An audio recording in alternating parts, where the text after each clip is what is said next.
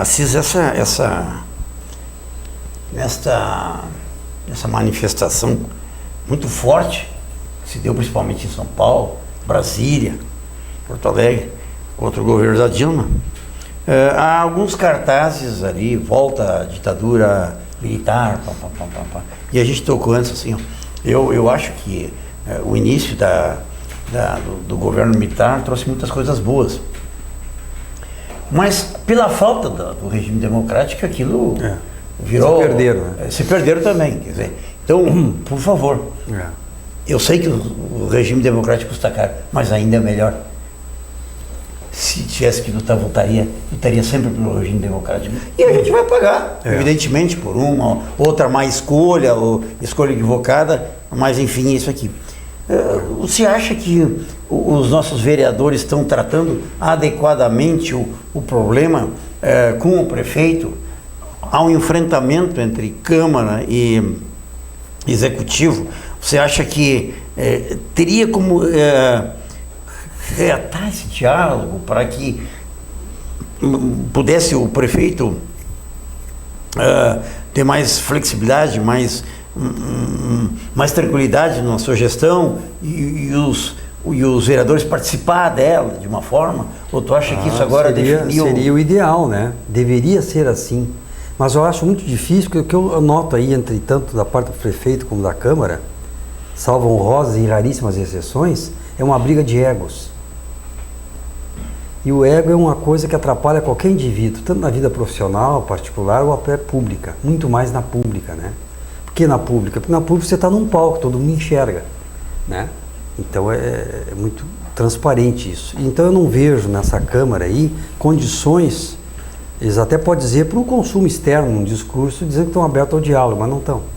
É uma briga de egos. Por quê? Porque tem vereadores que querem atingir uma carreira política, mas pelo lado da disputa pouco nobre, eu diria assim, né?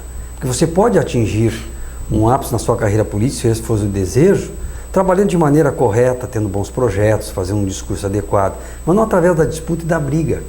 Chega às vezes até baixar o nível. Eu às vezes leio colunas aí que é lamentável.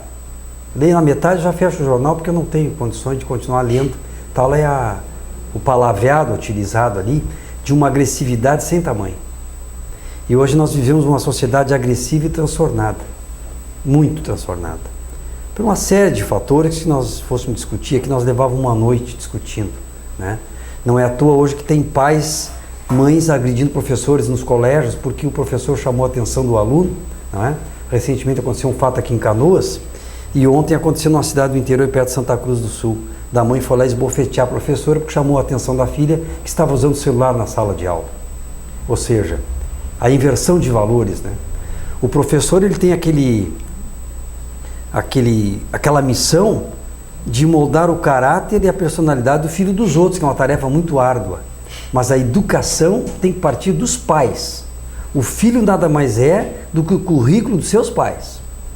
Se ele não tiver uma boa estrutura familiar, um bom exemplo a quem se orientar, ele vai ser um mau cidadão, um mau aluno, etc, etc, etc. Aí a vida lá fora vai cobrar dele.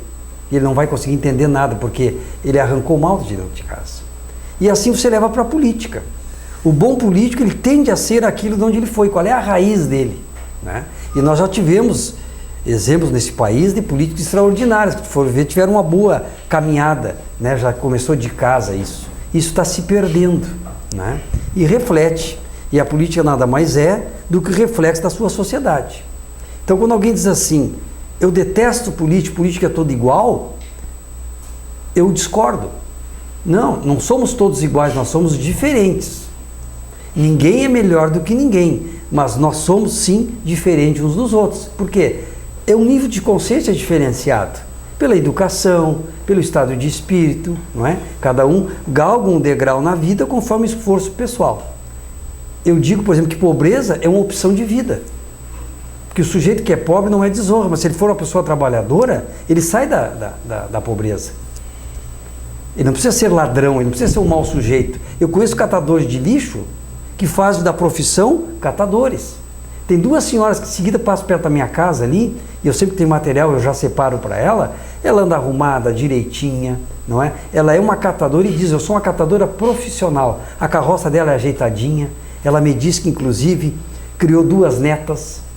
Então, veja bem, se a pessoa tem uma boa integridade, não importa a profissão que ela esteja exercendo, mas exerça essa profissão com dignidade. Então, por isso que eu digo, pobreza é uma opção. Então, não veja essa conversa de que o pobre, não, o pobre ele é por circunstâncias, mas ele pode sair da pobreza se ele quiser. Embora a pobreza nesse país dá lucro, por isso que eles não acabam com ela. Dá lucro e voto, né? E de quem mais sabe, mais será cobrado. Quem explora a pobreza, usa de demagogia e populismo, vai ter sérias consequências no futuro. Lei de causa e efeito. Não se trata nem de castigo, é lei de causa e efeito. É da natureza. O que você planta, você colhe. Então, cuida com o que você semeia na vida, nas suas relações, na tua vida política, que lá na frente vai ter consequências, não é?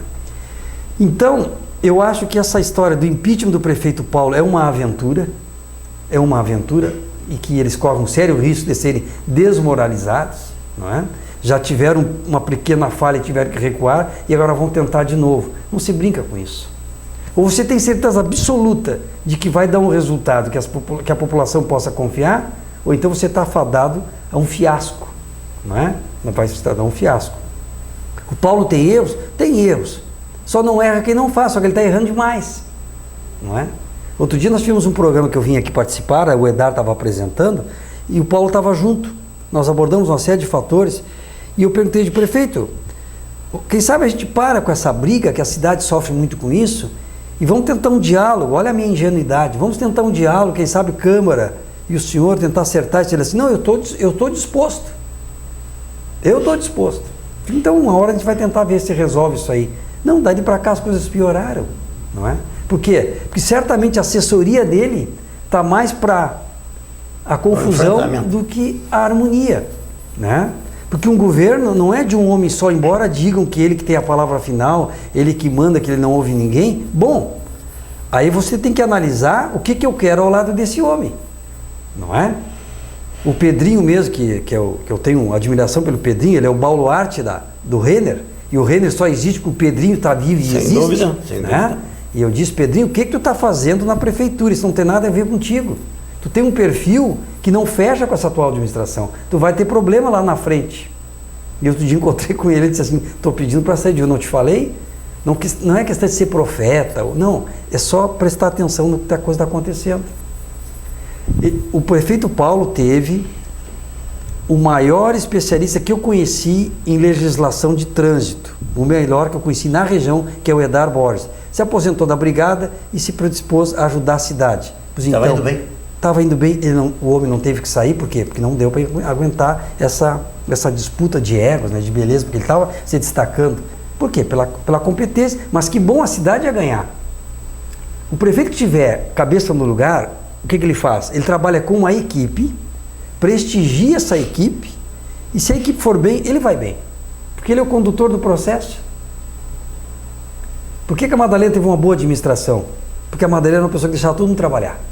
O Bandeira era lá do jurídico, o Chardon era da Secretaria da Fazenda, o Léo era lá do pátio, a Claudete Bax era secretária-geral e conhecia a lei e conhece até hoje, tudo de cabeça, eu admiro muito isso, né? Então, era um time que jogava bem, porque a Madalena não tinha essa vaidade assim, eu quero que faça, não, ela discutia com todos. Tivemos alguns problemas? Claro que tivemos, mas que conseguia contornar porque tinha uma harmonia. Tanto que depois ela deixou o governo, deixou a casa bem, fez muita obra e a coisa foi evoluindo, não é? Foi. Então a cidade de Montenegro tem tudo para dar certo, é uma cidade maravilhosa, que tem que ter juízo. Então eu espero que a Câmara tenha juízo e trabalhe de verdade, evite essa bronca, porque senão não está levando, já está desgastado demais isso, ninguém aguenta mais isso. Sem dúvida. Né? Sem então dúvida. Eu não acredito nesse impeachment. Sem dúvida. Não acredito. Sem dúvida. E nessa bagunça toda, nessa discussão toda, sofremos todos. Nos nós. Nos desmoralizamos como cidade. Nós vimos um crescimento incrível e isso tende a cessar. Exatamente. Muito bem. Assis,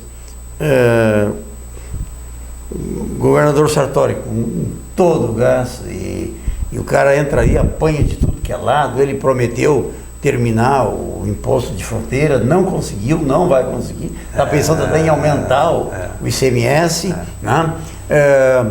Propôs o parcelamento do pagamento da folha, foi uma sararada de ações, liminares e cautelares, conseguiu ali acertar a folha de fevereiro, aliás de março, né? Fez um cronograma, enfim, vai pagar o que for possível, vai conseguir vencer, mas um problemaço no nosso Estado. Sem dúvida. Nós não conseguimos pagar a folha de pagamento, que dirá investimentos estruturais que nós precisamos, mais estradas. Eu dou o exemplo da 448. Todo ano o Estado do Rio Grande do Sul tinha que ter uma 448, uma obra desse nível de infraestrutura para melhorar o Estado. Sem dúvida. Essa 448 melhorou a vida de toda a região. Para Montenegro ficou bom? Não, para todo mundo ficou bom. Todo mundo. Para metade do Rio Grande do Sul fica bom. Sem dúvida. Então agora essa duplicação de Rio Grande também é uma maravilha. Então nós precisamos ter todo ano obras que funcione. Isso é progresso. E aí a atividade privada toma conta. Nós não temos que se meter com a atividade privada, nem o governo está se metendo com coisa de atividade privada, mas fazer obras importantes como essa. E o Estado não está conseguindo. Não está conseguindo. Se tu estás lembrado, nós conversamos aqui antes das eleições, deve estar gravado, eu disse: o Sartori vai ser um administrador de folha de pagamento. E ele nem isso ele está conseguindo fazer. Não está conseguindo. Porque o PT quebrou com o Estado do Rio Grande do Sul. Por que o PT quebra com os estados? Porque ele não tem competência administrativa. Ele ganha uma eleição, acha que ganha uma revolução e acha que o caixa é do partido. E sai gastando, sem previsão orçamentária, e vai gastando. E vai inchando a máquina para ter tentáculos em toda a sociedade para manter um projeto de poder. Isso é verdade. Eu não estou inventando nada. Mas é uma opção política. Não é? E quem segue essa opção tem todo o meu respeito. Só que a máquina pública não suporta mais isso. Os outros países que fizeram isso quebraram. E eles insistem com isso. Tanto que fizeram isso a nível de Estado 2 vezes e 2 vezes o Estado quebrou. O Olívio quebrou com o Estado e o Tarso quebrou com o Estado. Mas tu falar com eles, dizem que não, que o Estado não tem que dar lucro, que o Estado tem que investir, só que o Estado não tem que dar prejuízo. Porque se ele dá prejuízo, alguém vai pagar essa conta. Então o Sartori pegou o Estado quebrado, não é? Só que, por outro lado, nós temos que prestar atenção numa coisa. Qual é o papel da Assembleia nessa tarefa? Nenhum. Porque a Assembleia tem dotação orçamentária, mas o caixa é o único, sai tudo do mesmo caixa, é dos nossos impostos. Então os deputados aumentaram os seus salários, aumentaram as verbas de gabinete e agora, anteontem, fizeram uma reunião e aumentaram as diárias. Não é o momento. Não é o momento. Hoje, com o avanço da tecnologia, que você acessa qualquer pessoa em qualquer parte do mundo em frações de segundo, não precisa mais você fazer viagens e gastar diárias. Você pode conversar com seus amigos, com as suas bases, e manter um contato com eles até via, né? Hoje nós temos isso, é móvel isso aqui, tá certo? Então tem que rever esse pouco do conceito, ainda se faz a velha política no século XXI, não é? Sem contar que agora, lamentavelmente, voltou-se novamente o nepotismo, ou seja, eles vão reacomodando as forças em função de compromissos políticos. O deputado que eu votei, agora eu não consigo reclamar mais dele, porque ele não é mais deputado, ele é secretário. Mas não foi para isso que eu votei nele. Quando ele veio me pedir o voto, ele veio com um projeto como deputado. E só no Brasil acontece isso. Do sujeito está na Assembleia ou está na Câmara Federal, assume um ministério ou uma Secretaria de Estado para acomodar um suplente que ficou ali com poucos votos e teve uma despesa absurda na campanha e precisa recuperar esse dinheiro gasto. Ou por interesse político. Também. Do Ipsen, né? Que também. Ajeitaram todo mundo para... Ou seja, Mateus primeiro os meus. Eles se acomodam entre eles, depois diz assim para o povo: estamos sem dinheiro, aperta o cinto. Mas o deles já flochou o cinto. Porque não tem crise na Assembleia Legislativa. Lá a gastança está correndo frouxo ainda. Eu ainda quero descobrir o que acontece nas câmaras, que parece que tem um portal, que tu passa aquele portal e ele fica mágico. E eles vivem uma outra realidade. E do lado de cá fica plebe. Mas lá pro lado de lá é uma outra alegria, uma outra coisa. Isso é uma coisa mágica, que as pessoas se transformam depois que passa esse portal para dentro dos gabinetes. É uma pena isso, porque custa caro para a gente isso, né? Então eu não sei como é que o governador vai sair dessa situação, não é? Não tem dinheiro. Mas e aí, a Assembleia? Por que não ajuda e corta gastos, né? Não é o momento, não é, né? De maneiras que é bem difícil, viu, saber qual é o futuro do nosso Estado. Eu sinceramente não sei onde é que vai parar isso. Não sei, porque está caindo a produção, o Brasil está em crise no momento, né? Nós vamos ter um freio de arrumação e todo o ano de 2015 vai ser caótico, porque o freio de arrumação se gastou demais. Benefícios foram concedidos. Sim.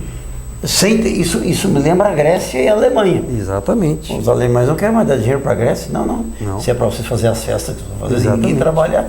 Nós temos netos de não sei o que lá no estado do Rio Grande do Sul recebendo netas. Exatamente. Não tem possível, tipo, não é possível. Não tem. Né? Quer dizer, a folha de pagamento é impagável. Não tem como. O ex-governador, você fica 4 anos e se aposenta com salário de governador. Hoje quase 30 mil. Quase 30 mil, então, por favor.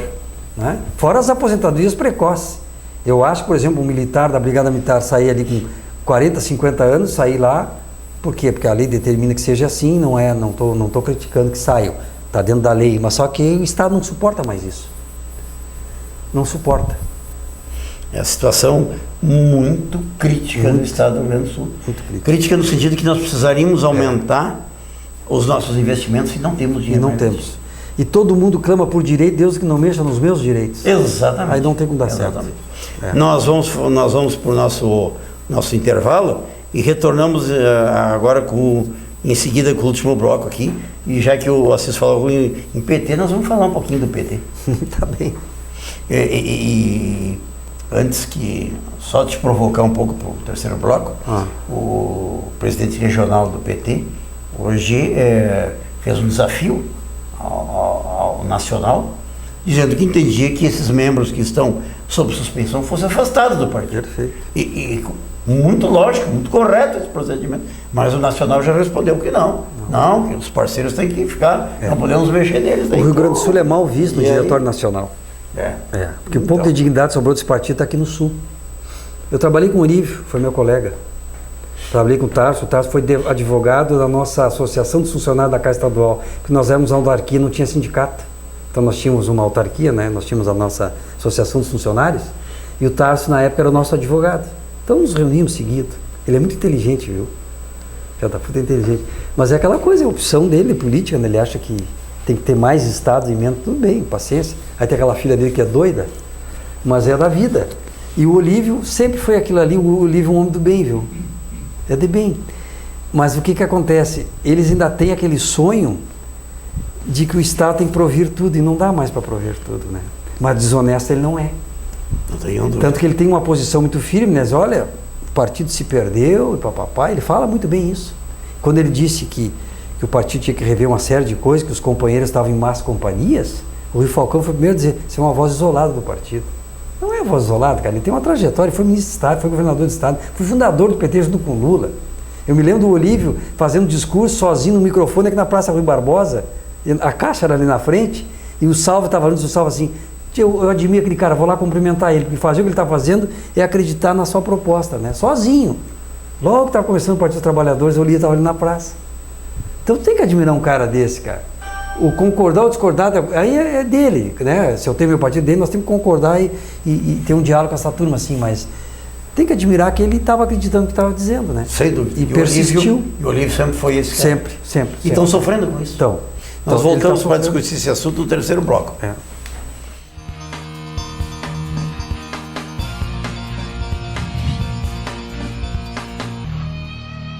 A GTecnet